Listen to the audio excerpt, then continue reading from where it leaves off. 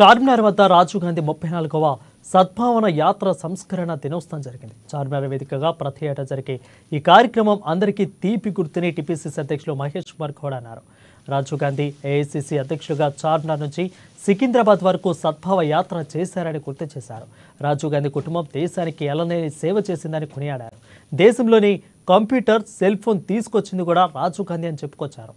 ఇక సీఎం రేవంత్ రెడ్డి రాజీవ్ గాంధీ అడుగుల జాడల్లోనే నడుస్తున్నారని అన్నారు.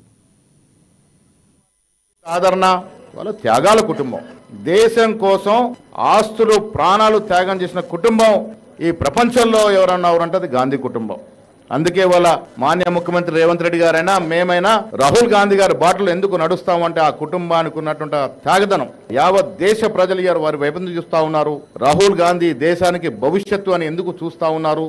వారి కుటుంబం యొక్క త్యాగాల వల్ల ఇవాళ ఈ స్థాయికి వచ్చిందనే మాట కూడా ఈ సుందరంగా మనవి చేస్తా ఉన్నాను. రాజీవ్ గాంధీ గారిని స్మరించుకుంటుందా గీతారెడ్డి గారు చెప్పినట్టుగా ఇలా 21వ శతాబ్దంలోకి అన్ని అంగులతో, శాస్త్ర సాంకేతిక హంగులతో ముందుకు పోవాలని కళ్ళగన్న వ్యక్తి. ఇలా మనం వాడుతున్న సెల్ ఫోన్లు, కార్లు, కంప్యూటర్లు ఆనాడు శామ్ పిట్రోడా దేశాన్ని తీసుకొచ్చి అధునాతన శాస్త్ర సంకేతాన్ని అందించినటువంటి ఘనత రాజీవ్ గాంధీ గారు. అలాంటి మహానాయకుడు అదేవిధంగా ఇందిరాగాంధీ గారు ఎందుకు ప్రాణాలు వదిలినారు?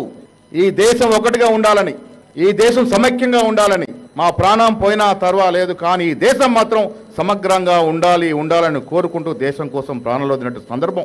ఇలా దేశాన్ని పాలిస్తున్న నాయకులు వారికి ఆనాడు స్వాతంత్రుల పాత్ర ఉందా? స్వాతంత్రం వద్దనట్టు వ్యక్తులు ఆనాడు విహెచ్పి కానీ ఆర్ఎస్ఎస్ కానీ వ్యక్తులు, స్వాతంత్రం వద్దన్న వ్యక్తులు ఇవాళ దేశాన్ని పాలిస్తూ మతం పేరిట, కులాల పేరిట విచ్ఛిన్నం చేస్తున్నట్టు ఈ తరుణంలో తెలంగాణ రాష్ట్రంలో ఎన్నికలు జరిగి యువకుడైనటువంటి రేవంత్ రెడ్డి గారిని ముఖ్యమంత్రిగా చేసుకున్నాం. నేను రేవంత్ రెడ్డి గారు విజ్ఞప్తి చేస్తా ఉన్నాను. ఈ దేశంలో నెహ్రూ తర్వాత ఒక విజనరీ దూరదృష్టి నాయకుడు ఎవరు అంటే నిజాం ప్రభు. చాలా మంది నిజాం ప్రభును వేరే కోణంలో చూస్తారు. నేను నిజాం చరిత్ర చదివి ఉన్నాను. నిజాం ఎంతో దూరదృష్టి. ఆనాడు నిజాం కళాశాల, ఉస్మానియా మెడికల్ కళాశాల, మూసీ రివర్ యొక్క ప్రక్షాళన, రోడ్లు, చెరువులు, కుంటలు ఎన్ని నిర్మించినారో వారి దూరదృష్టికి తార్కాణం అనే మాట ఈ సందర్భంగా మనం చేస్తా ఉన్నాం. మీరు కూడా ఇవాళ ఎంత దూరదృష్టి ఉంటే మీరు హైడ్రాను తీసుకొచ్చినారు. ఎంత దూరదృష్టితో